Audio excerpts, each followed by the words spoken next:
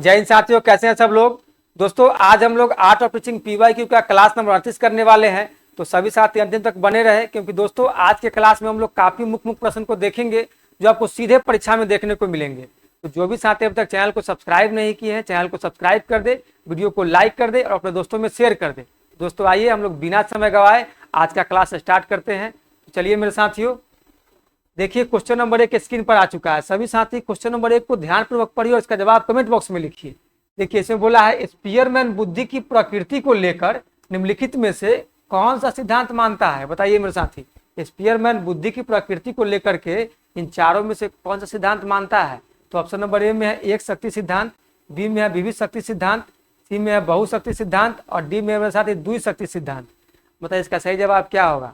तो मेरे साथ इसका सही जवाब होगा option number D is the right answer, द्विशक्ति सिद्धांत। अब ये द्विशक्ति सिद्धांत के अंतर्गत कौन कौन सिद्धांत आते हैं उसको थोड़ा सा हम लोग देख लेते हैं। तो मेरे साथी इसके अंतर्गत आते हैं पहला जी फैक्टर। क्या आता है मेरे साथी?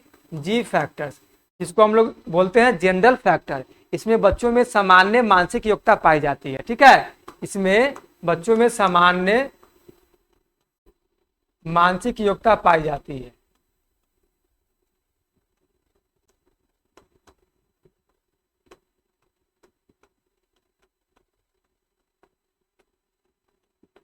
दूसरा है मेरे साथी एस फैक्टर, जिसको हम लोग बोलते हैं स्पेसिफिक फैक्टर। इसको हम लोग क्या बोलेंगे मेरे साथी? Specific factor. इसमें क्या होता है? विशिष्ट मानसिक योग्यता पाई जाती है। बालकों में विशिष्ट मानसिक योग्यता पाई जाती है।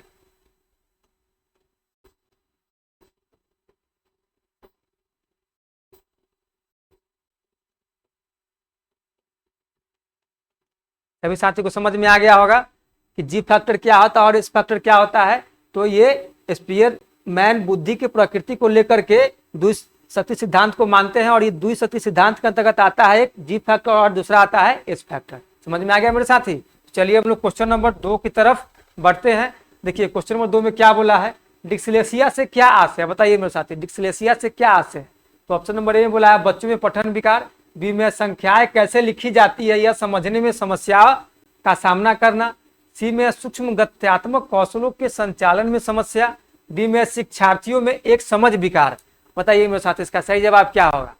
तो मेरे साथी डिस्लेक्सिया से आज से होता है बच्चों में पठन विकार। बच्चों में मेरे साथी पठन विकार मतलब डिस्लेक्सिया से जो बच्चे ग्रसित होंगे वह बच्चों को पढ़ने में काफी कठिनाइयों का सामना करना पड़ेगा। वैसे बच्चों बुक को सही से नहीं पढ़ पाते हैं। ठीक है मेरे साथी। चलिए हम लोग क्वेश्चन नंबर 3 में आते हैं। क्वेश्चन नंबर 3 में क्या बोला है? सामाजिकरण प्रक्रिया के प्रारंभ होने की अवस्था है। बताइए सामाजिकरण प्रक्रिया के प्रारंभ होने की अवस्था कौन सा होगा। तो ऑप्शन नंबर ए में है शैशवावस्था, बी में है वृद्धावस्था, सी में है बाल्यावस्था और डी में मेरे साथ युवा अवस्था। बताइए इसका सही जवाब क्या होगा। तो मेरे साथ इसका सही जवाब हो जाएगा शैशवावस्था। Option number A is the right answer. चलिए क्वेश्चन नंबर 4 की तरफ हम लोग बढ़ते हैं मेरे साथी। देखिए इसमें क्या बोला है? बच्चे के सामाजिकरण में अध्यापक की भूमिका यह होनी चाहिए। बताइए बच्चे के सामाजिकरण में अध्यापक की भूमिका क्या होनी चाहिए। तो मेरे साथी ऑप्शन में दिया है ए में उसे बालक के अनुचित व्यवहार को नहीं रोकना चाहिए, बी में उसे बच्चों के साथ भेदभाव रहित व्यवहार करना चाहिए, सी में उसे बच्चों की जाति धर्म आदि की आलोचना नहीं करनी चाहिए और डी में उपरोक्त बी और सी। बताइए मेरे साथी। देखिए ऑप्शन नंबर ए बोला है कि उसे बालक के उचित व्यवहार को नहीं रोकना चाहिए। मेरे साथी उसे बालक के उचित व्यवहार को रोकना चाहिए। अगर उसके उचित व्यवहार को नहीं रोकेंगे तो बच्चा आगे चल के आपराधिक प्रवृत्ति का बन जाएगा। तो ये ऑप्शन गलत हो जाएगा। फिर भी ये बोला है उसे बच्चों के साथ भेदभाव रहित व्यवहार करना चाहिए, मतलब बिना भेदभाव के व्यवहार करना चाहिए। तो मेरे साथ ये बात सही बोला है। ऑप्शन नंबर बी सही बात बोला है। क्या बोला है? भेदभाव रहित व्यवहार मतलब बिना भेदभाव के व्यवहार करना चाहिए। तो ऑप्शन नंबर बी सही है। फिर बोला है उसे बच्चों की जाति धर्म आदि की आलोचना नहीं करनी चाहिए। मेरे साथ ये बात सही बोला है। किसी भी बच्चों के जाति धर्म और उसके किसी भी रंग और नस्ल के भेदभाव को आपको क्लासरूम में नहीं लाना है। ठीक है मेरे साथी। तो ये बात सही बोला है, उसे बच्चों की जाति धर्म आदि की आलोचना नहीं करनी चाहिए। तो इसका सही जवाब होगा option number D is the right answer, उपरोक्त बी और सी। ठीक है। चलिए क्वेश्चन नंबर 5। शिक्षक शिक्षार्थियों पर सामाजिकरण हेतु प्रभाव निम्नांकित प्रविधि से डाल सकता है। बताइए मेरे साथी, एक शिक्षक शिक्षार्थियों पर सामाजिकरण हेतु प्रभाव किस किस प्रविधि से डाल सकता है, उस प्रविधि का हमको नाम बताइए। तो ऑप्शन नंबर ए में दिया है बौद्धिक क्रियाओं में भाग लेने हेतु उत्प्रेरित करके, बी में दिया है उनका पृष्ठपोषण कर उन्हें वांछित व्यवहार करने हेतु सुझाव देकर, सी में अपना उदाहरण प्रस्तुत कर अनुकरण हेतु प्रेरित करना, और डी में मेरे साथी उपरोक्त सभी। बताइए इसका सही जवाब क्या होगा। तो मेरे साथी ऑप्शन नंबर ए में बोला है बौद्धिक क्रियाओं में भाग लेने हेतु उत्प्रेरित करके, तो मेरे साथी ये सामाजिकरण हेतु बहुत अच्छा इसका उदाहरण है, ये बहुत अच्छा भूमिका निभाएगा। फिर बी में है उनका पृष्ठपोषण कर उन्हें वांछित व्यवहार करने हेतु सुझाव देकर, तो मेरे साथ ये भी इस क्वेश्चन के अकॉर्डिंग एकदम सही बोला जा रहा है। फिर सी में बोला है अपना उदाहरण प्रस्तुत कर अनुकरण हेतु प्रेरित करके, तो मेरे साथ ये भी सामाजिकरण के अनुसार ये बात एकदम सही है। तो फिर हमको इसका सही जवाब क्या लगाना होगा, उपरोक्त सभी। Option number D is the right answer, क्योंकि हमको इसमें 3 ऑप्शन सही मिल गए। इसका सही जवाब होगा उपरोक्त सभी। चलिए क्वेश्चन, आइए मेरे साथियों हम लोग क्वेश्चन नंबर 6 देखेंगे। देखिए क्वेश्चन नंबर 6 में क्या बोला है, मानसिक आयु से माप होती है। बताइए मेरे साथी मानसिक आयु से किस चीज की माप होती है। तो ऑप्शन नंबर ए में दिया है मानसिक परिपक्वता की, बी में मानसिक वृद्धि की दर की, सी में जन्मजात मानसिक शक्ति की, और डी में उसकी आयु वर्ग के समकक्ष अन्य बालकों के बौद्धिक स्तर के समान। बताइए मेरे साथी इसका सही जवाब क्या होगा। तो इसका सही जवाब होगा option number D is the right answer. तो मेरे साथी थोड़ा सा हम लोग ऑप्शन नंबर डी को समझेंगे कि आखिर इसमें कह क्या रहा है और क्वेश्चन नंबर 6 के अकॉर्डिंग ये सही कैसे हो गया। देखिए मेरे साथी इसमें कहा गया है, हम लोग एक उदाहरण के माध्यम से समझेंगे। जैसे 8 वर्ष का लड़का है और वो 10 वर्ष के बच्चों की तरह कार्य कर रहा है, तो उसमें क्या होता है, उसका मानसिक योग्यता बढ़ जाती है। तो मानसिक योग्यता मेरे साथ जो बढ़ जाती है, हम लोग उसको मानसिक आयु के माध्यम से निकालते हैं। अब मानसिक आयु के माध्यम से जो निकालते हैं उसका फॉर्मूला क्या होता है मेरे साथी, तो हम लोग थोड़ा सा फॉर्मूला देख लेते हैं। उस फॉर्मूला को हम लोग बोलते हैं IQ, जिसको हम लोग हिंदी में बोलते हैं मेरे साथी बुद्धि लब्धि। अब IQ बराबर होता है MA, जिसको हम लोग बोलते हैं मेरे साथी मेंटल एज, और बटा में होता है CA, जिसको बोलते हैं क्रोनोलॉजिकल एज, और गुना में मेरे साथी 100। ठीक है, और मेंटल एज को हम लोग हिंदी में बोलते हैं मानसिक आयु,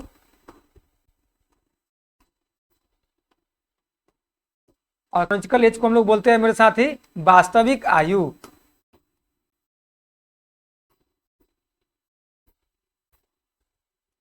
और गुना में 100।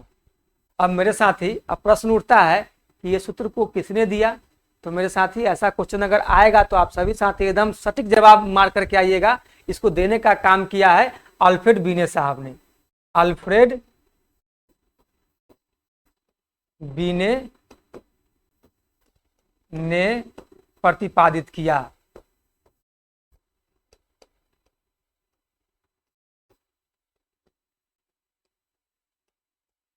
ठीक है मेरे साथी, तो अगर आपसे सूत्र पूछ ले या मानसिक आयु के बारे में पूछ ले तो आप सभी साथी आशा है कि एकदम सही सही इसका जवाब दे करके आएंगे। ठीक है, तो चलिए हम लोग क्वेश्चन नंबर 7 में आते हैं। देखिए मेरे साथी क्वेश्चन नंबर 7 में क्या बोला है, आपके विचार में शिक्षण अधिगम प्रक्रिया का सर्वाधिक महत्वपूर्ण घटक कौन है। बताइए मेरे साथी, आपके विचार में, आप भी एक अध्यापक हैं, आपके विचार में शिक्षण अधिगम प्रक्रिया का सर्वाधिक महत्वपूर्ण घटक कौन है।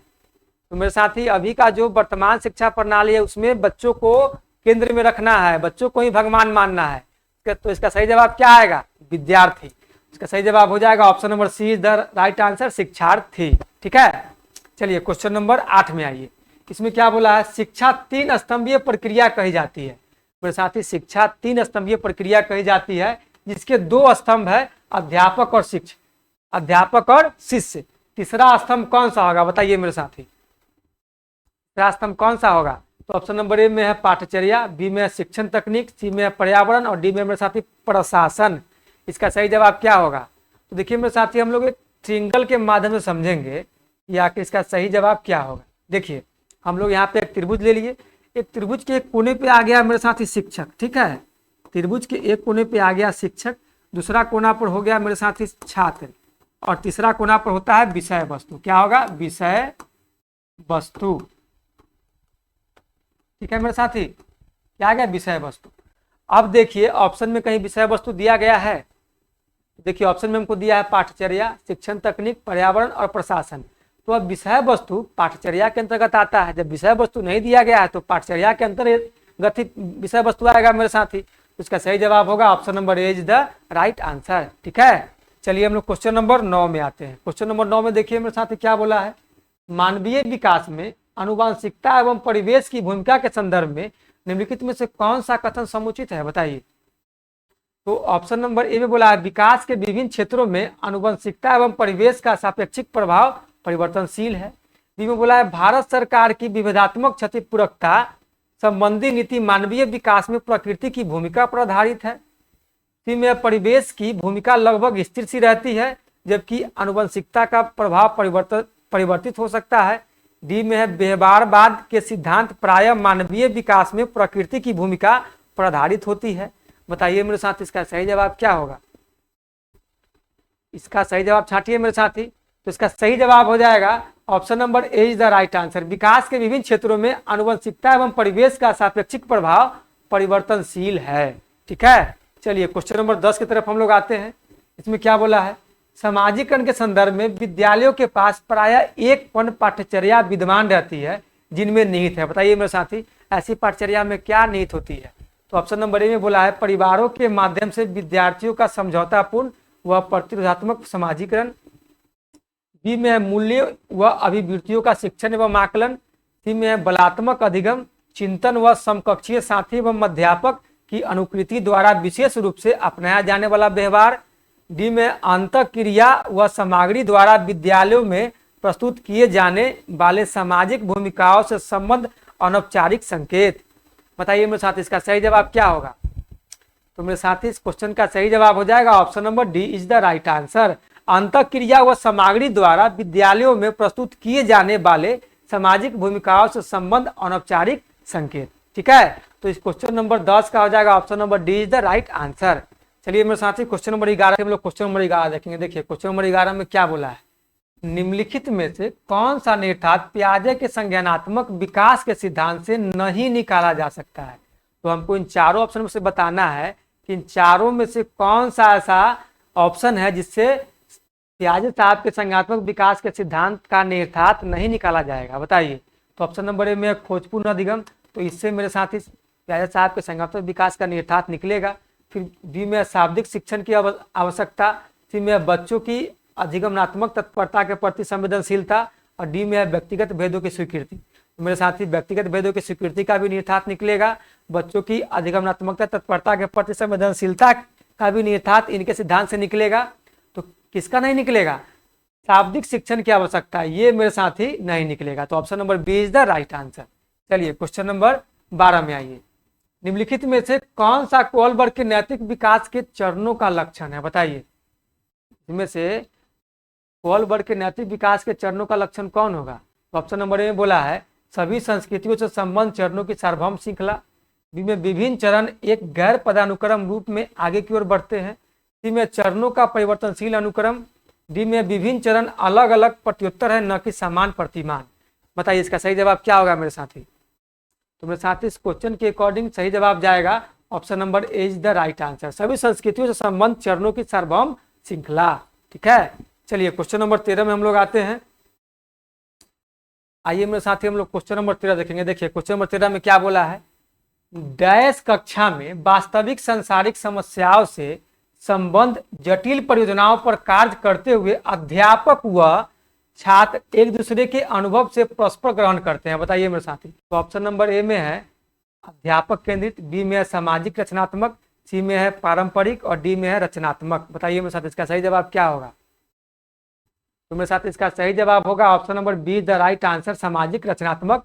कक्षा में वास्तविक सांसारिक समस्याओं से संबंध जटिल परियोजनाओं पर कार्य करते हुए अध्यापक व छात्र एक दूसरे के अनुभवों से परस्पर ग्रहण करते हैं। इसका सही जवाब क्या होगा, सामाजिक रचनात्मक। ठीक है, चलिए क्वेश्चन नंबर 14 में हम लोग आते हैं।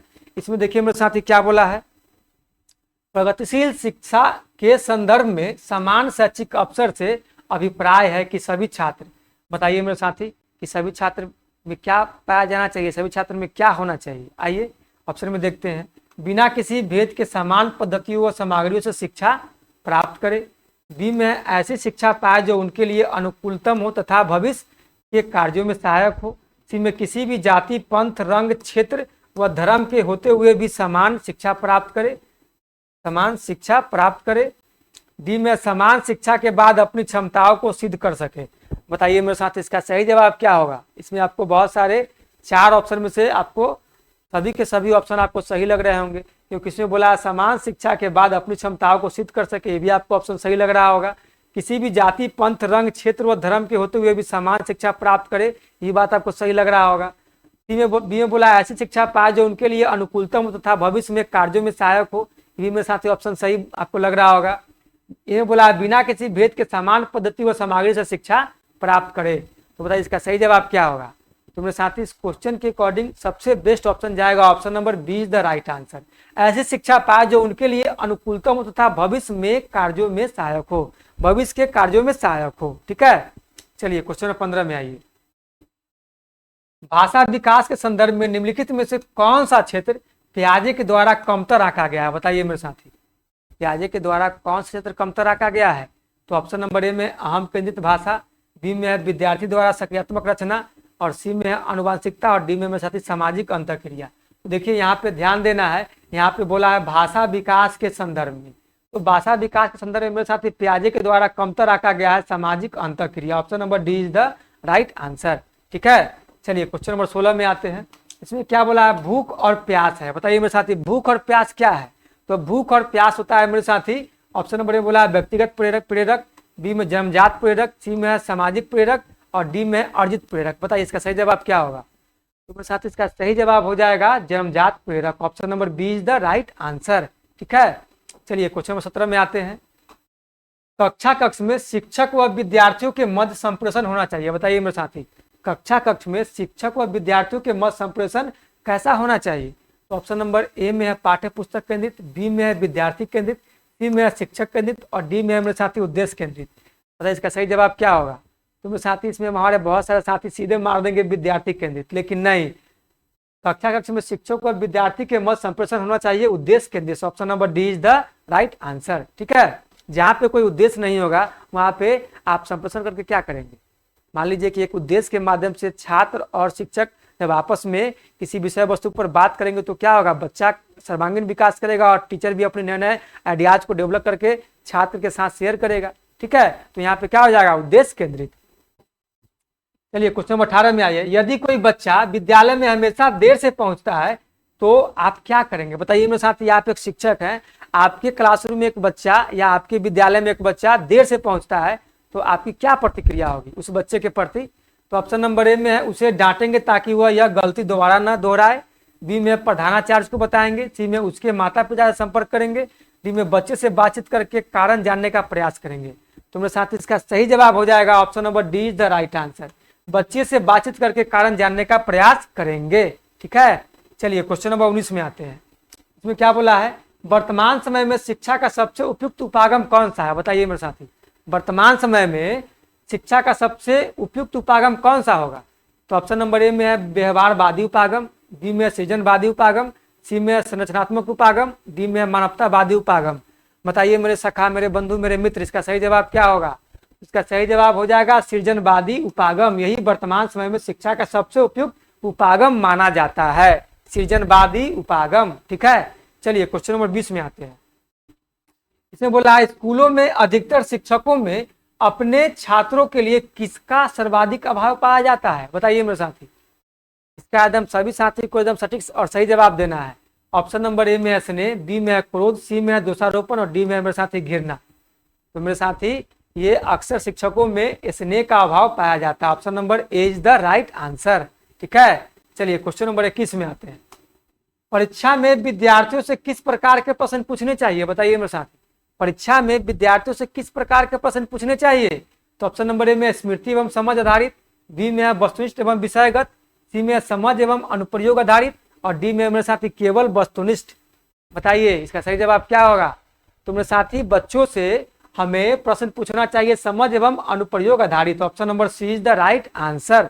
ठीक है, चलिए क्वेश्चन नंबर 22 आइए मेरे साथी हम लोग क्वेश्चन नंबर 22 देखेंगे। देखिए क्वेश्चन नंबर 22 में क्या बोला है, एक कक्षा में बहुभाषी विद्यार्थी है, यह स्थिति उत्पन्न कराती है। बताइए एक कक्षा में मेरे साथी बहुभाषी विद्यार्थी है, यह कैसी स्थिति उत्पन्न कराती है। तो ऑप्शन नंबर ए में शिक्षण अधिगम प्रक्रिया में बाधा। मेरे साथी ऐसा अगर ऑप्शन आपको दिखे ना कि शिक्षण अधिगम प्रक्रिया में बाधा, तो देखते काटना है। यह बहुभाषी विद्यार्थी शिक्षण अधिगम प्रक्रिया में कभी बाधा उत्पन्न नहीं करेगा। ठीक है, बी में बोला विद्यार्थियों के मध्य सामंजस्य की समस्या। देखिए मेरे साथी बहुभाषी विद्यार्थी से विद्यार्थियों के मध्य सामंजस्य की समस्या कभी उत्पन्न नहीं होगी। तो ऐसा ऑप्शन देखना है, सीधे काटना है। अध्यापक में कुंठा, मेरे साथी अध्यापक में भी ऐसी कुंठा की स्थिति उत्पन्न नहीं होगी, तो ये तीनों ऑप्शन गलत हो गया। तो डी में बोला सीखने के समृद्ध संसाधन, तो मेरे साथी क्वेश्चन नंबर 22 के according option number D is the right answer. एक कक्षा में बहुभाषी विद्यार्थी सीखने के समृद्ध संसाधन की स्थिति को उत्पन्न कर देगा। ठीक है मेरे साथी, चलिए क्वेश्चन नंबर 23 में आइए। यदि कक्षा में पढ़ाते समय आपको महसूस होता है कि अचानक सभी बच्चे पढ़ने में रुचि नहीं ले रहे हैं, तो आप क्या करेंगे? बताइए मेरे साथी, आप एक शिक्षक है, जब आप कक्षाएं पढ़ा रहे हैं और आप महसूस करते हैं कि बालक जो है वो पढ़ने में रुचि नहीं ले रहा है, तो आपकी क्या प्रतिक्रिया होगी, आप क्या करेंगे? ऑप्शन नंबर ए में कोई ध्यान नहीं देंगे और पढ़ाना जारी रखेंगे, ऐसा मेरे साथी कतई नहीं करना है। बी में पढ़ाना बंद कर देंगे, मेरे साथी नहीं, पढ़ाना बंद नहीं करना है। आपको बच्चों के उन कमी को जानना है कि आखिर क्या दिक्कत है जो बच्चा पढ़ाई में रुचि नहीं ले रहे हैं। सी में बच्चों को ध्यान देने को कहेंगे, बच्चों को ध्यान देने की डायरेक्ट नहीं कहेंगे। डी में बोला है कारण जानने की कोशिश करेंगे, मेरे साथी एकदम सही जवाब है, option number D is the right answer. पहले कारण जानने की कोशिश करेंगे कि आखिर कारण क्या है, फिर जब कारण जान करके हम बच्चों को उसके अनुसार क्लासरूम का आयोजन करेंगे। ठीक है, ताकि बच्चा को पढ़ाई में रुचि उत्पन्न हो। ठीक है मेरे साथी, चलिए क्वेश्चन नंबर 24 में आते हैं। इसमें बोला है जो अध्यापक अपने कर्तव्य की उपेक्षा करके अपने अधिकारियों को प्रसन्न करने में लगे रहते हैं, वे प्रायः लाभान्वित होते हैं और अपने साथियों से आगे बढ़ जाते हैं। ऐसे परिवेश में आप क्या करेंगे? ऐसे परिवेश में साथी आपकी क्या प्रतिक्रिया होगी? आप भी एक शिक्षक है वहाँ पे। तो ऑप्शन नंबर ए में बोला है अपने अन्य साथियों को अनुसरण करेंगे। बी में अपने साथियों से ईर्ष्या करेंगे। सी में कुंठित होकर अपने कर्तव्य के प्रति उदासीन हो जाएंगे। डी में हानि लाभ की चिंता किए बिना अपने कर्तव्य का पालन करते रहेंगे। तो मेरे साथी इसका सही जवाब हो जाएगा हानि लाभ की चिंता किए बिना अपने कर्तव्य का पालन करते रहेंगे। Option number D is the right answer.